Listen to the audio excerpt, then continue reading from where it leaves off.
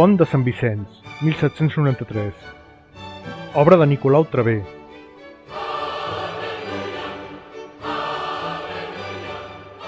Font rematada amb l'escultura de Sant Vicenç.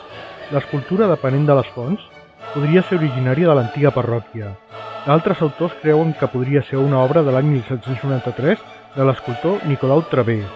Originalment estava situada a la plaça Major de Sarrià, però va ser traslladada el 1896 a prop de la Casa de la Vila. Finalment va ser emplaçada a la plaça Unió, o plaça del Magre, que actualment és la plaça de Sant Vicenç. Durant la Guerra Civil l'escultura va ser decapitada i restaurada el 1939. El 1983 va ser restaurada novament. Fuente rematada con la escultura de San Vicenç, San Vicente. La escultura, dependiendo de las fuentes, podría ser originaria de la antigua parroquia. Otros autores creen que podría ser una obra de 1793 del escultor Nicolau Traver.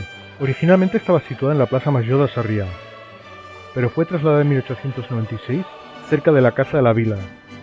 Finalmente fue emplazada en la Plaza Unió o Plaza del Magre, que actualmente es la Plaza de Sant Vicenç.